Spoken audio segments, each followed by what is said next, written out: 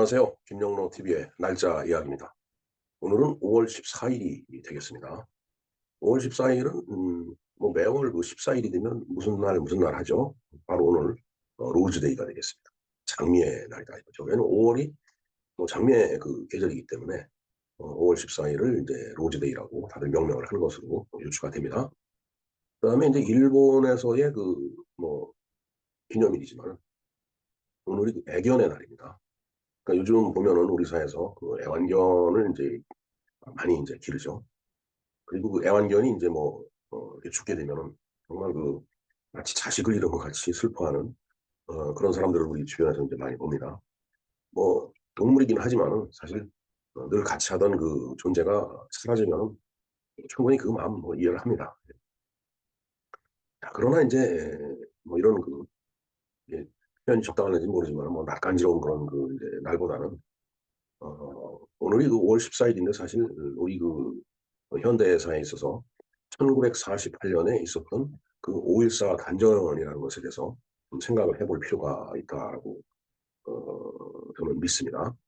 5.14 단전이라고 하는 것은 1948년 그러니까 건국이 되기 바로 직전에 어 그 38선 이북을 차지하고 있던 그 북한 공산당 그다음에 인제 소련 이들에 의해서 인제 남쪽으로 그 송전이 되는 그 전기가 끊어진 날이에요. 거의 뭐 남쪽에서는 사실 전기 생산이 인제 없었던 그런 상황이었기 때문에 그러한 그 상황에서 단전을 했다라고 하는 것은 진짜 잔인하고 지저분한 그 행동이었다라고 그렇게 생각할 수가 없습니다. 뭐 우리의 근대사를 보면은 인제 그 성리학에 찌든 그런 그 이제 낡은 그 선비들의 어떤 그 망국의 과정이라고 할까? 그리고 인제 일본 그 제국주의에 의한 뭐 통치라고 할까? 뭐 이런 걸로 점철된 것이 바로 우리의 근대사예요. 그런데 인제 해방이 되고서 우리의 인제 현대사라고 인제 가름을 해볼 때 우리의 현대사는 공산주의자들과의 싸움이었습니다. 음 그렇기 때문에 우리가 이렇게 그 세운 대한민국을 더욱더 사랑하고 지켜야 되겠다라는 그런 다짐을 하게 되는 거죠. 네. 하지만 요즘에 와서 세태가 참 이상하게 느껴지는 게 저만의 생각은 아닐 거라고 생각합니다. 어찌 됐든 이제 그런 의미에서 오늘 그 뭐 로즈데이라든가 그다음에 애견의 날 간략하게 알아보고 그다음에 오늘 있었던 5.14 단전에 대해서 우리가 공부를 해 보기로 하겠습니다.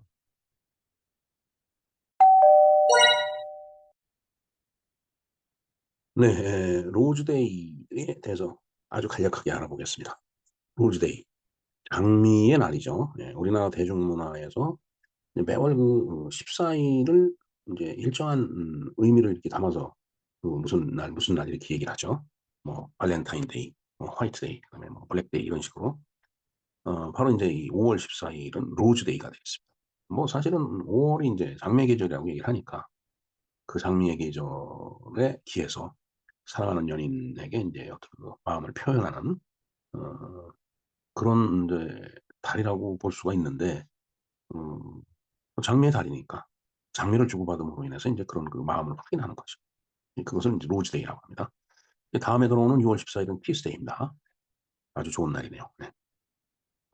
네. 지금 사랑을 고백하면서 장미를 그 좀 이렇게 갖다 바치는 땀을 뻘뻘 흘리면서 장미를 바치고 있네요. 이제 바로 이런 날이 이제 되겠습니다.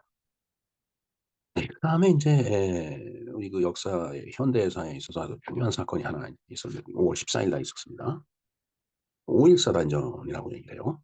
자 단전이라고 하는 것은 끊을 딴자에다가 번개 전자죠. 그러니까 전기를 끊었다는 얘기입니다.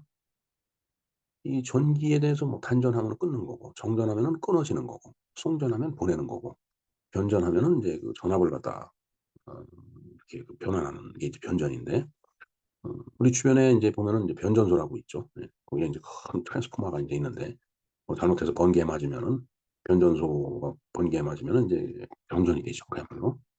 어 쭉 송전받은 그 전기를 변전 이렇게 뭐 승합을 하든 뭐 강압을 하든 근데 대체적으로 인제 외부에서 들어온 거는 강압을 해야 되겠죠.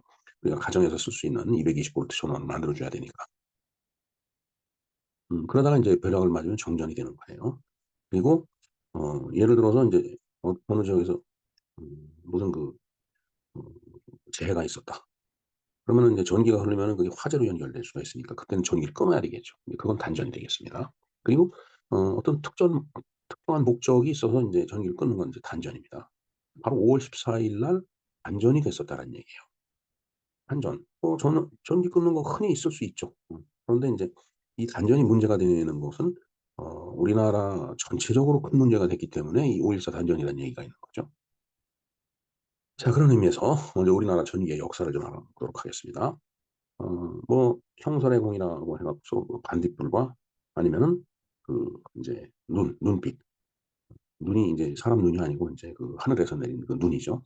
그걸 이용해서 책을 봤다고 하는 그 형선해공이라는 말도 있고, 그다음에 저희들 어렸을 때만 하더라도 인제 석유등잔, 호롱불 뭐 이런 거를 놓고 공부를 한 적이 있었어요. 그리고 전기가 들어왔다 손 치더라도 일선과 일반선과 특별선이 있어 갖고 그 일선하고 특선이라고 그렇게 얘기를 했는데, 일선은 밤에만 들어오는 거고 특선은 낮에도 들어오거든요.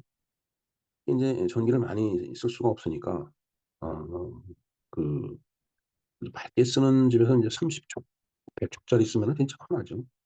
100 와트입니다, 100 와트. 근데 인제 정말 그야말로 이 어떤 시야만 구분할 수 있는 정도 하려면 인제 5 초 5 와트짜리를 써요. 그건 그 전구 담아도, 담아는 일본 말이죠. 전구도 그냥 조그매요. 아주 작아요. 그래서 인제 빛이 밝지가 않죠. 근데 그걸 또 인제 거기다 빨간색을 입히면 인제 빨간 인제 그 등이 되는데, 화장실 같은 데 인제 그런 걸 많이 썼어요. 그래서 인제 오척등, 고등이라는 건 인제 외로워 보이는 그런 등이다라는 얘기죠. 이게 시어로 많이 등장합니다. 제가 시를 지금 어떤 시고 어느 시인이 썼는지 지금 기억이 안 나 갖고 소개를 못 해 드리겠는데, 하여튼 오척등, 고등 하는 어 그런 시어를 갖고 있는 시가 있어요. 네. 네. 하여튼 전기의 역사를 한번 보겠습니다. 1887 년에 최초로 전기가 점등이 됐네요. 경복궁에는 건천궁에 우리나라 최초로 전기불이 들어온 거예요. 그때가 인제 고종때가 되겠네요. 그다음에 인제 1898 년에 인제 한정전기회사를 설립을 했네요. 10월 17일 날 서대문과 홍릉이 인제 청량리 쪽이니까 그쪽에 단선궤도 부설과 전선로의 가설 공가를 진행하여 하고, 가설 공가라고 하는 건 이제 전봇대를 놓고 이렇게 연결한다는 얘기죠. 두 달 후인 12월 25 일에 완공하는 한편 동대문에 75 킬로와트 직류 발전기 한 대의 기력 발전소를 설치를 했다라고 되어 있습니다. 직류 발전기네요. 장거리 송신을 하려면은 충전하려면은 인제 교류 전원을 인제 흘려보내야 돼요. 직류를 보내려고 그러면은 인제 이 전선이 그냥 굵어져야 됩니다. 그러니까 인제 장거리 가기에는 아주 부적절하죠. 뭐 이때는 뭐 가까운 거리만 전기 공급을 했었을 테니까. 그다음에 인제 일제 시대가 지나가면서 1944년 해방 한 해 전이네요. 대규모 수력 발전 수력 자원이 풍부한 압록강, 포만강, 장진강 등의 수력 발전소를 건설하였으며 동양 최대 수풍 수력 발전소가 완공이 됐다. 60만 킬로와트가 되겠습니다.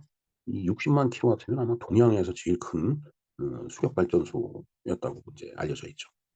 그러니까 저 수풍 발전소만 갖고도 대부분 우리나라에 전력이 공급이 가능했었던 거예요. 그런데 문제는 1944 년은 음 일제 시대 때죠. 네. 일본 사람들이 와서 인제 식민 지배를 하고 있을 때입니다. 물론 해방이 되기 한 해 전이지만은. 그래서 인제 어찌 됐든 이 수풍 수력 발전소로부터 인제 전기를 풍부하게 쓰고 있었던 거예요. 자, 그런데 45 년에 인제 해방이 되고 48 년이 됐어요.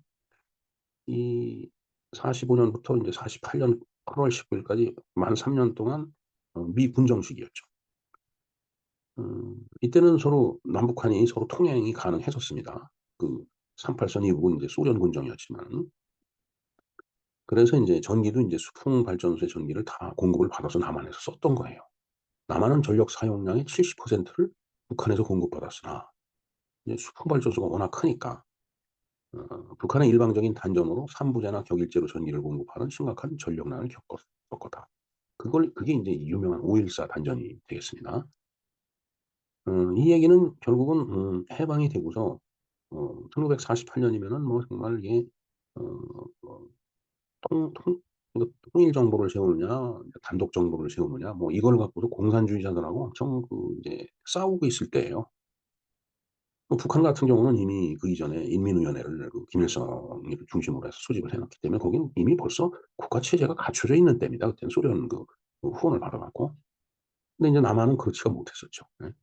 그러니까 인제 그 민족 지도자라는 사람들이 독립운동을 했던 그분들이 어떻게든 나라를 세우자라고 굉장히 그 애를 쓴 겁니다. 뭐 북한하고도 통일정부를 세우려고 노력도 해 봤고 근데 공산주의자들하고는 인제 타협이 안 되는 거예요. 그때 통일정부에 합의를 했다라면 아마 우리나라는 그때 공산화가 됐을 거라고 봅니다. 어찌 됐든 이 5월 14일 날 단전을 함으로 인해서 남쪽에서는 전기가 부족해 갖고 인제 엉망진창이 돼 버린 거죠. 예. 이제 그 상태로 인제 어 계속 그 어려움을 극복해 나오면서 1948년 8월 15일 날 건국을 해 갖고 나라를 끌고 오다가 또 6.25 전쟁이 났고 뭐 그랬던 거예요. 6.25 전쟁으로 인해서 6.25 사변으로 인해서 또 모든 게 다 파괴됐고 하여튼 그렇게 해서 인제 제1 공화국이 끝나고 2 공화국이 인제 음 진행이 되면서 어 1961 년이죠. 한전이 인제 성립이 됐네요. 그래서 경복궁 건천궁에서 우리나라 최초의 전등불을 밝혔다. 그러니까 조선시대가 아니고 이제 대한민국이라는 이름으로 최초의 전등불이 인제 밝혀진 거다라는 그런 얘기.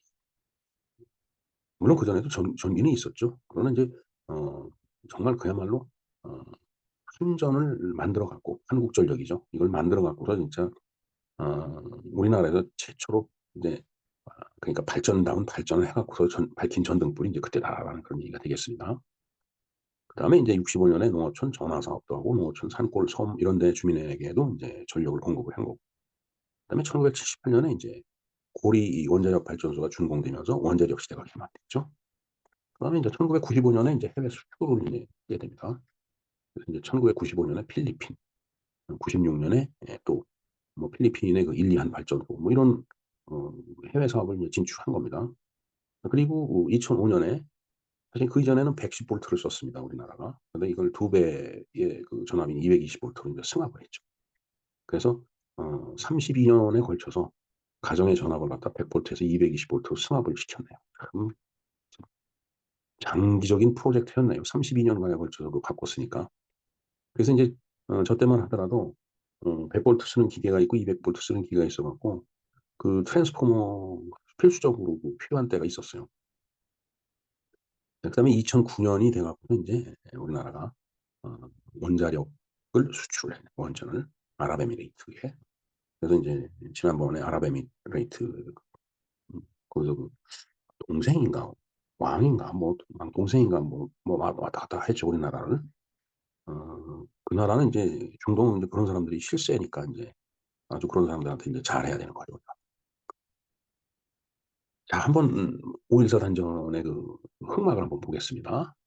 제가 소제목을 해방공간과 한국전쟁, 5.14 단전과 한국전쟁의 실현과 극복이라고 다뤘는데 해방 직후에 남북한의 발전 실적이 4.3%대 95.7%.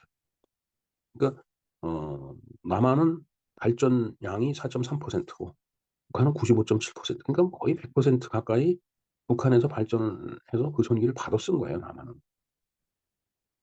그런데 그걸 5.14 단전이라고 해서 딱 끊어 버리니까 이건 죽으란 얘기죠, 사실은. 이건 누가 봐도 아주 비인도적이고 야만적인 아주 나쁜 그런 행태. 바로 '공산주의적 발상이다.'라는 그런 얘기가 되겠습니다. 자 그래서 한반도 전역에 전력 네트워크가 구축된 것이 5 년이 채 못 되었지만은 북쪽 수력 전기에 대한 남쪽의 의존도가 클 수밖에 없었다. 참 그러니까 이게 어 96대 4% 96대 4로 인제 전기가 인제 북쪽에서 만들어지는데 그 뭐 거기에 의존을 할 수밖에 없었죠 인제. 밑에 그러니까 남한 쪽에서 발전량을 늘리려고 하더라도 이게 하루아침에 안 되잖아요. 시간이 걸리잖아요. 그러니까 인제 그런 시간이 걸리는데 탁 끊어 버리니까 인제 남쪽 남한 엉망이 되는 거죠.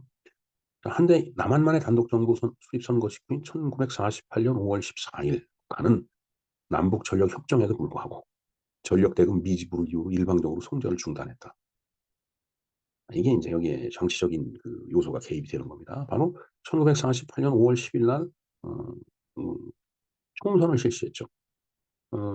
이게 뭐 찬탁 반탁 뭐 서로 부딪히고 뭐 어 단독 정부를 뭐 세우느냐 통일 정부를 세우느냐 뭐 막 공산주의자들하고 이쪽 자유민주 세력하고 막 인제 싸우고 뭐 인제 이런 와중에 도저히 이 문제가 해결이 안 되니까 이승만 그때 당시에 인제 박사가 "자 그러면은 한국 문제를 유엔으로 갖고 가서 유엔에서 결정을 하게 해 달라." 이렇게 인제 한 거예요. 그러니까 인제 유엔으로 인제 한국 문제가 옮겨 가고서 한국은 그러면은 어 자유의지에 따라서 총선을 실시하라 5월 10일 날. 이래 갖고서 총선을 치러 온 겁니다 이게 유엔에서, 유엔 감시하에. 근데 이제 북한에서 38선 이북으로는 못 들어오게 한 거예요 유엔 저기 감시단을. 그러니까 인제 유엔 감시단이 아니 이게 북쪽에서 김일성 집단이 "들어오는 걸 거절한다."라고 인제 유엔 본부에 보고를 해 갖고 인제 불령을 기다리니까 "그러면은 가능한 남한이라도 저기 선거를 해라." 이렇게 해서 5월 10일 날 선거를 치른 겁니다. 그런데 그 선거를 치르지 못하게끔 인제 그 이전부터 인제 어 뭔가 소요 사태를 일으키고 뭐 폭동을 일으키고 한 게 그게 바로 제주 4.3 이에요. 그래서 제주도는 5월 10일 날 총선을 못 치렀습니다. 4.3 폭동 사태를 갖다가 인제 진압을 하느라고 뭐 완전히 전쟁 같은 그런 분위기였을 테니까. 그래서 인제 제주도를 대표하는 2 명을 빼고서 인제 국회의원을 인제 선출해 갖고서 인제 사실은 지원국회가 인제 이루어지는 건데 어찌 됐든 그런 우여곡절 속에서 인제 5월 10일 날 그 총선을 치렀는데 총선을 치르고 나니까 인제 북한에서 어 남북한 전력 협정을 했는데 "전력 대금을 안 냈다."라고 해 갖고 전력 대금을 뭐 바로바로 내주면 좋겠지만 뭐 좀 늦어질 수도 있는 거잖아요 이게. 어차피 그때 당시에 서로 원조 받아 갖고서 나라를 꾸려가고 있는 입장이었는데 아무리 전력 대금을 안 냈다고 하더라도 어 70%를 북한에서부터 전력을 받아서 쓰는데 그걸 어떻게 끊느냐고요. 그건 비인간적인 처사죠 그야말로. 그래서 인제 일방적으로 송전이 중단이 된 겁니다. 그게 바로 인제 5.14 단전이다라는 겁니다. 앞서서 47년 11월 2 시간여 송전 정지 때 일부 공장의 생산량이 60에서 80%가 줄었으니 5.14 단전의 쇼크는 막대했다. 그렇지 않겠어요 진짜? 어 잠시 2 시간 송전을 끊었는데 그때 인제 공장 생산량이 60에서 80%가 줄었으니까 5.14 단전으로 인한 쇼크 피해는 엄청난 거죠 그냥. 더군다나 인제 어 그 이후에 6.25 전쟁이 이제 6.25 사변이 있었죠. 그때 또 그나마 있던 전력 산업 시설이 다 파괴가 된 거예요. 그러니까 그 여파는 말할 수도 없는 거죠. 오죽하면 한국 정부가 전쟁 전 북한 지역에 있었던 화천 발전소 확보를 위해서 엄청난 희생을 못 썼을까. 지금 인제 북한강 쪽에 보면 화천 발전소가 있습니다. 그 화천 발전소가 38선 이북에 있었는데 사실은 전쟁을 치르면서 동부전선은 38선 위로 올라가고 서부전선 38선 밑으로 내려왔죠. 그러니까 인제 이 화천 발전소를 뺏기지 않으려고 엄청난 희생을 이제 감내를 하면서 그걸 지킨 거예요. 자 전력난을 극복하기 위해서 이승만 정부는 부산 감천 발전소 건설을 위한 국제 입찰에 일본 기업의 문호를 개방했을 정도였다. 그러니까 이때는 뭐 1950 년에 6.25 사변이 났으니까 사실은 해방되고 한 5년 정도 지났는데 사실은 일본하고 뭐 쳐다보지도 않을 때죠. 한일 협정이 51 년부터 51 년에 예비 회담이 인제 있었으니까 그 진짜 뭐 음 쳐다도 안 보던 일본한테 "입찰을 참가해도 좋다."라고 개방을 했다라는 얘기. 그 정도로 인제 급했던 거. 네 예. 4.3 대 95.7. 이건 잔인하죠. 잔인한 처사입니다. 또 비겁한 처사고 아주 치졸한 작태였죠. 왜? 이게 이념이 깔려 있기 때문에 그래요. 뭐 이 해방 공간에서부터 일공화국 시대를 놓고 이승만 대통령을 뭐 비난하고 뭐 흠집을 내려고 하는 사람들의 논리는 다 공산주의 논리입니다.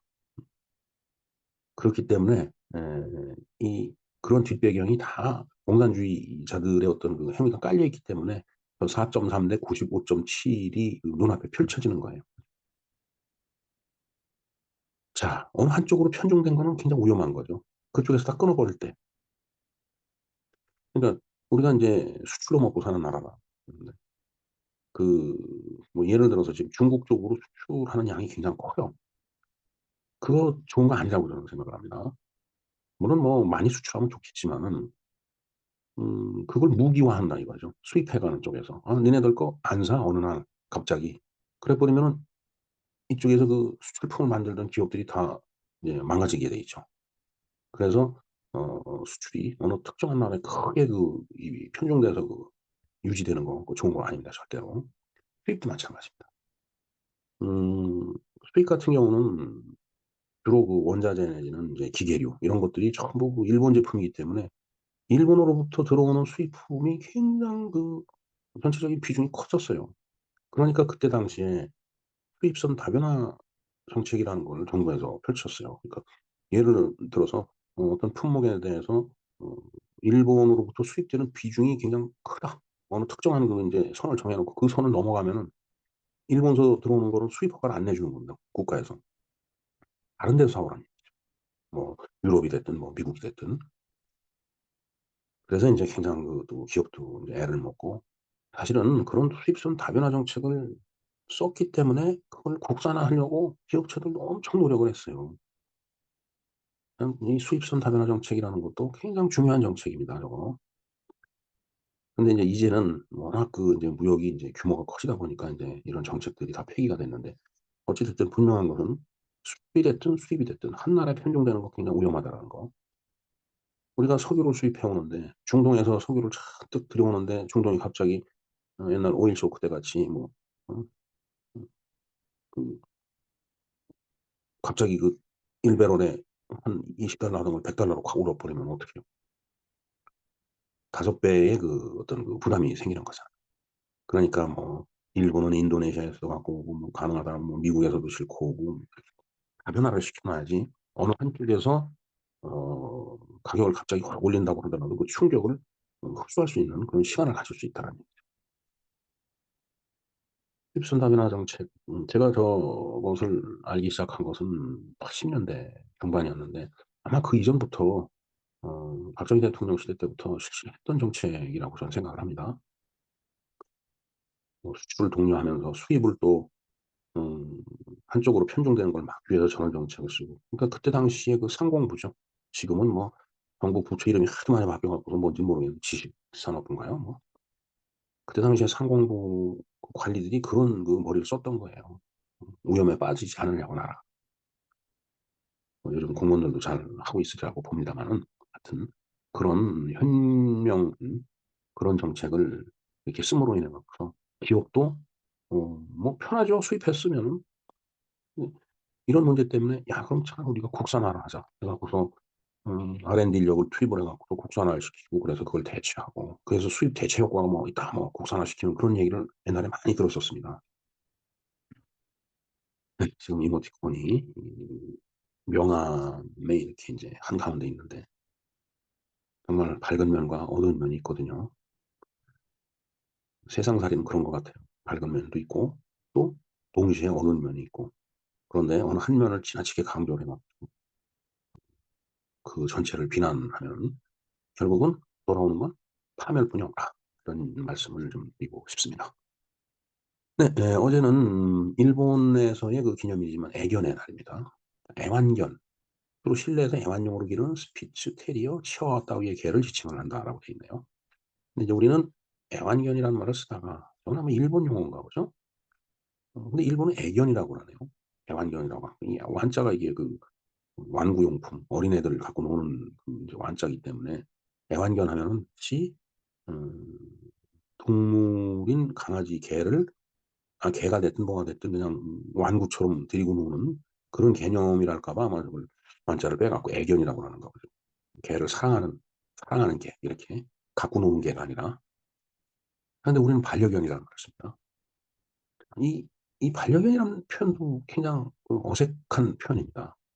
좀 사람이 물론 사람과 더불어 살아 가니까 인제 반려견이라고 썼지만 우리가 부부를 반려자라고 하잖아요.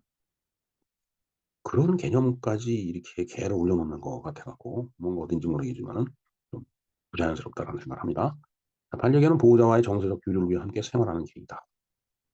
예 저도 이 개를 키우는 친구들을 이렇게 보면은 정말 개가 가족이나 다름없이 그렇게 느껴지는 모양이더라고요. 뭐가 맞을지 모르겠습니다. 하여튼 반려견은 보호자의 관계에서 서로 이해를 바탕으로 사회성 교육을 받아 가정에서뿐만 아니라 산책, 반려견 놀이터 등에서 사회적 활동을 할 수 있도록 학습을 한다. 심리학에서뿐만 아니라 사회학적으로도 반려견을 가족의 구성원으로 인정하고 좋아요. 다. 그런데 우리나라 그 PFR이라고 그러죠. 합계 출산율이 0.78 이런 것뿐이 안 돼요. 그러니까 부부가 그러니까 합계 출산율이라는 게 가임기에 있는 여성이 평생 낳는 아이의 숫자예요. 근데 0.78이면 한평생 살면서 한 명도 안 낳는다는 얘기거든요.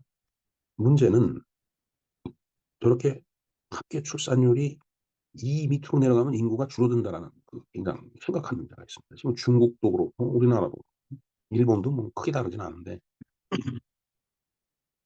출산율이 너무 낮기 때문에 지금 저출산 국가가 돼 버렸죠. 도대체 인제 자신이 낳아서 길러야 될 아이보다 개한테 더 신경 쓰는 나라가 된 것 같아 갖고 정말 개탄스러운 나라가 된 것 같습니다 지금. 네, 그 밑에 있는 이모티콘의 개는 아주 좋아하는데 예 아주 그 흐뭇한 그 표정을 짓고 있네요. 그러나 개탄스러운 것만은 사실입니다. 아이를 낳지 않는 이유를 대라고 하면 또 뭐 여성들은 뭐 여러 가지 이유를 많이 대요. 그러나 이유는 이유고 결국은 이런 식으로 가다 보면은 음 한반도에서 인제 '한민족이 소멸될 거다.'라는 그런 예언이 인제 미래학자들이 하는 예언이 있죠. 이게 지금 눈앞의 현실이 아니라서 그렇지 만일 그런 날이 온다면은 정말 기가 막힌 그런 결과가 나올 거라고 생각합니다. 눈앞의 현실이 아닌 게 아니라 눈앞에 현실이 돼 있어요 지금. 못 느낄 뿐이지. 그리고 느끼면서도 애써 모르는 척하고 살아가고 있는 거예요 지금. 정말 이 저출산 문제는 온 국민이 힘을 합쳐서 해결해야 될 문제라. 저는 가끔 학생들한테 강의를 하면서 농담같이 "앞으로 아이를 안 낳으면은 어 이런 법이 생길 거다." "어떤 법이냐?" 하면은 "두 남녀를 감옥에 가둔다. 그래서 아이가 생기면은 석방을 시켜주고 그렇지 않으면 계속 가둬둔다." 물론 뭐 농담 같은 얘기입니다. 근데 그 정도로 심각하다는 얘기예요. 네. 예 하여튼 개는 흐뭇해 보일지 모르지만은 정말 개탄스러운 나라가 된 것만은 확실합니다. 네. 이상 로즈데이 연애 날 그리고 5.14 단전에 대해서 공부를 해 봤습니다. 김영로 TV였습니다. 감사합니다.